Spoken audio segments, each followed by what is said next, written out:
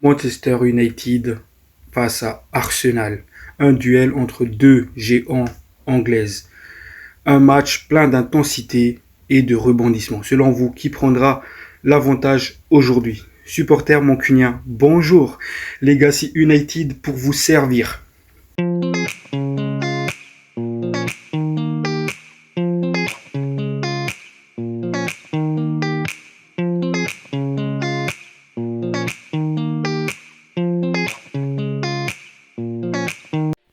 Du coup, Zirkzee, pendant sa conférence de presse après le match, il a clairement dit que ne pas marquer des buts, c'est clairement frustrant. Mais heureusement pour lui, il a des coéquipiers géniaux qui l'ont aidé à surmonter cet obstacle-là.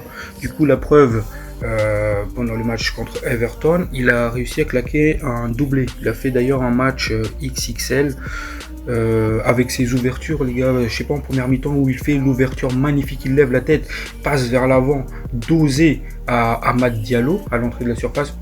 Malheureusement, du coup, Amad Diallo se loupe clairement.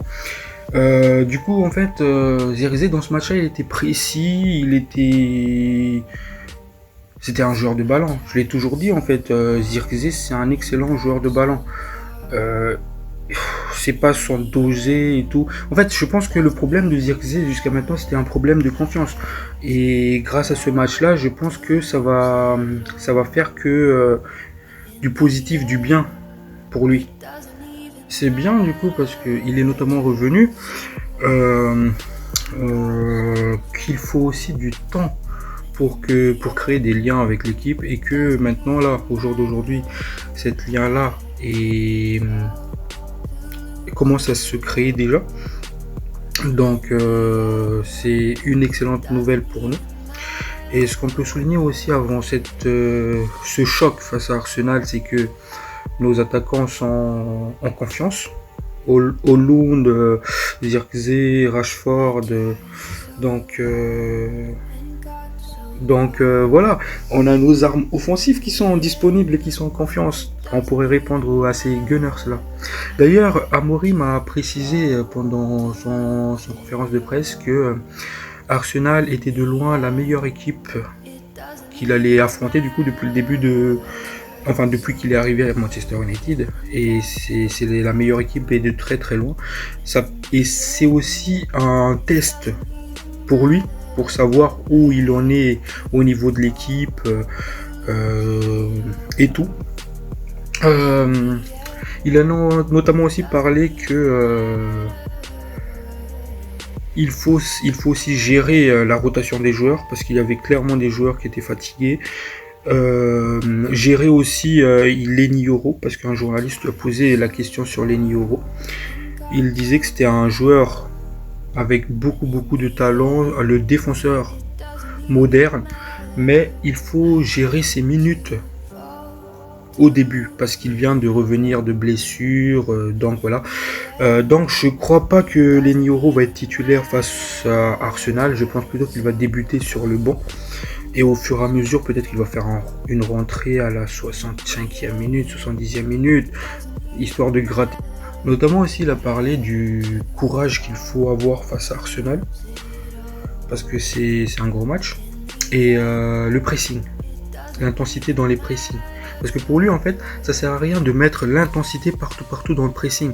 Il y a un moment où tu fais ce qu'il appelle un pressing lent, et un autre moment où tu fais un pressing avec beaucoup d'intensité.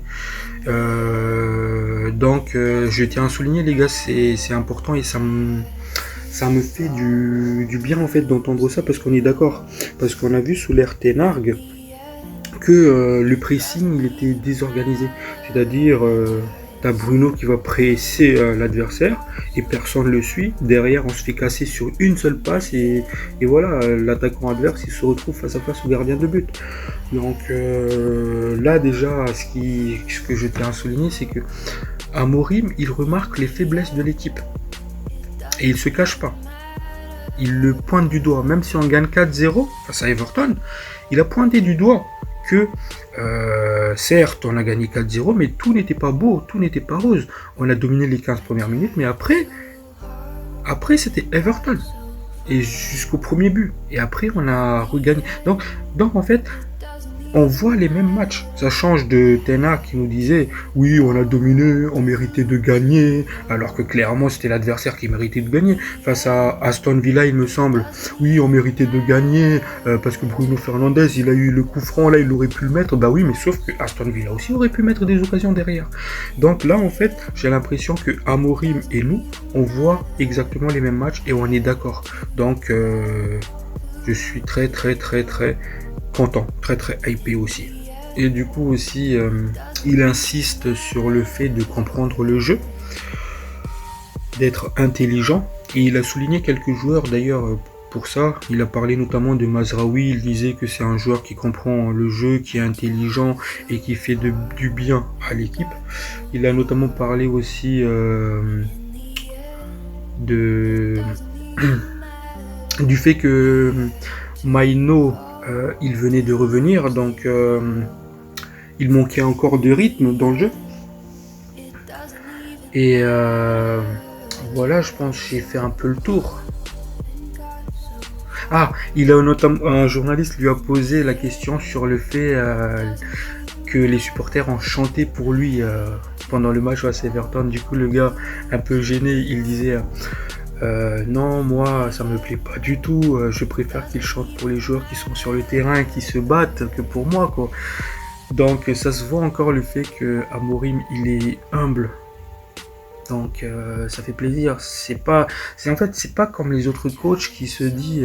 En fait il disait même non, le mérite ne vient pas de moi, en fait, il vient des joueurs. Sauf que non, je suis pas d'accord. Le mérite vient de lui. C'est pas comme Eric qui disait oui, j'ai fait ceci, j'ai fait cela, voilà, tu vois. Là, Amorim, il est humble. Et ça me plaît. Et je suis pas d'accord avec lui. Tout le mérite lui revient parce que c'est exactement les mêmes joueurs. Bah oui, c'est exactement le même joueur qu'avait Eric. Sauf que il y a beaucoup de choses qui ont changé. Donc voilà. Du coup, ce qu'on peut attendre du match face à Arsenal, c'est clairement de l'intensité, du courage, comme il l'a dit, beaucoup de pressing, et on espère la victoire, les gars. Évidemment. Si on prend ces 3 points-là, on peut remonter dans le top 5. Donc voilà, on est au 9e place là au classement. Donc c'est important de prendre cette victoire-là.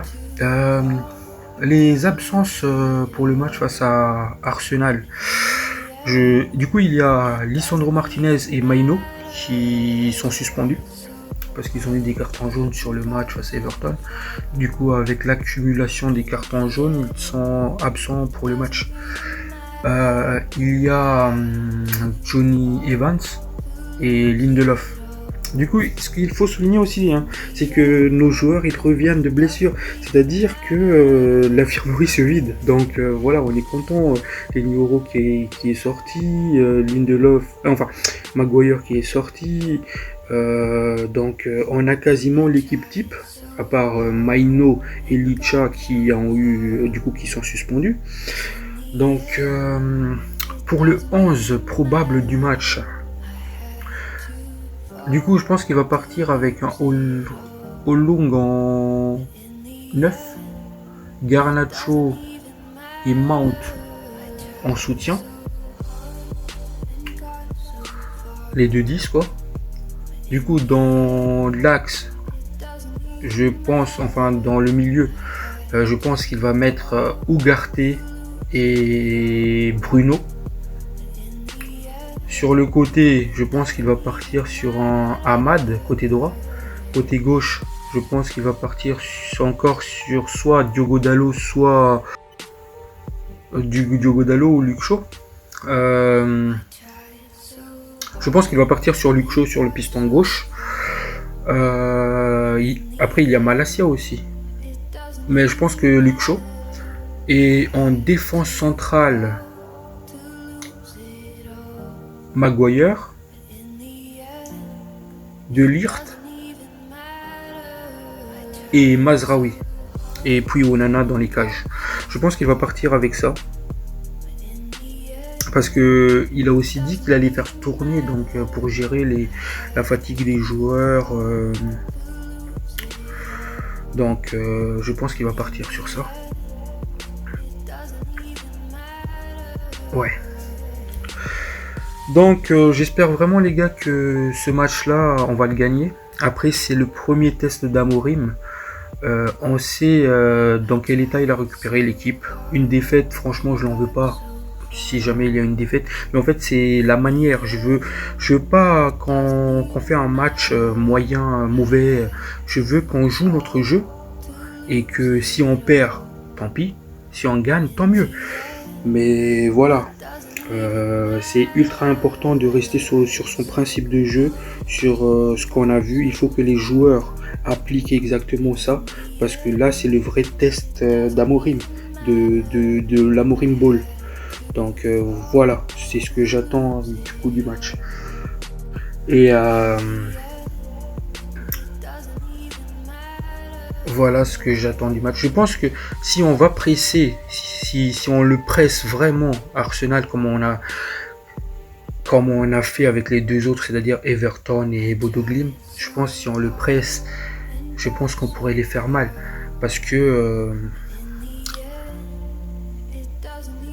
si on arrive à les presser ultra haut, en fait, on les oblige à commettre ces fautes qu'on avait vu face à Everton ou Miolenko qui se fait presser par Ahmad, qui perd la balle.